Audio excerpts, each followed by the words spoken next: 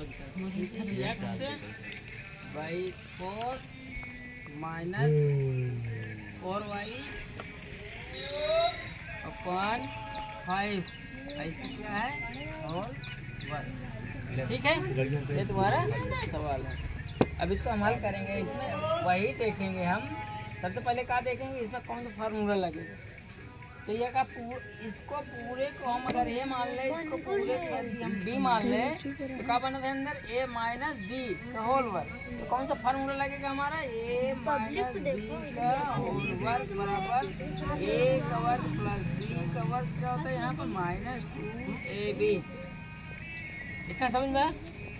ये तो सूत्र है, ये फार्मूला है। इस फार्मूला को हमको इस सवाल में लगाना है। तो यहाँ पर क्या होगा, ए माइनस बी का होल वर्ग का फार्मूला इतना होता है। तो इतने के बराबर कितना होगा वही पूछ रहा है सवाल। ए के स्थान पर क्या है, ये चीज़ है, अब बी के स्थान पर क्या है, ये चीज़ है। ठीक है, तो ए के स्थान पर हम क्या लिखेंगे, सवाल क्या है हमारा 3x/4 और माइनस 4y/5 का होल वर्ग। अब इसके आगे हम चलेंगे, अब फार्मूला खोलेंगे। ए का वर्ग के स्थान पर कितना है, 3x/4 का वर्ग और प्लस बी है, बी का वर्ग बी के तरफ पर इतना है 4y/5 का होल वर्ग।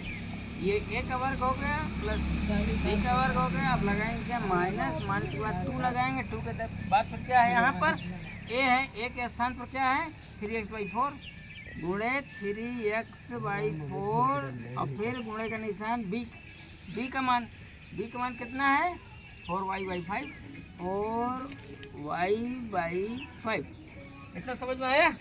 आगे चलते हैं।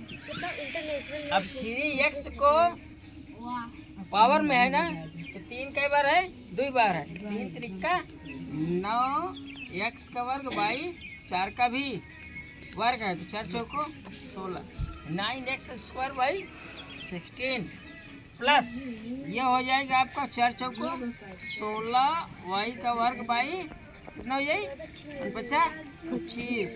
फिर ये माइनस लगाया और इसके आगे हम क्या किए, ये 4 को अब ये 4 को हमने काट दिया, तो बचा कितना, ऊपर गुणा कर लेते हैं। 2 तिहाई 6 और 6 ऊपर होगा 6, 2 तिहाई 6 और x और y यानी कि 6x और y बटे में क्या हो जाएगा, बचा केवल 5। ठीक है, समझ में आया। ये 2 ऊपर गुणा हुआ, ये तो 4 हमारा कट ही गया। तो ऊपर बचा का 2 बचा और 3 बचा, x बचा और y बचा। तो 2 तिहाई 6 x और y 6xy बटे नीचे का बचा 4, इधर कुछ नहीं, तो 5 बचा, नीचे कुछ नहीं बचा। ये तुम्हारा इतना इसका हल, ये इसका आंसर होगा। ठीक है, अब इतना सरल तरीका है, अगर सूत्र लगा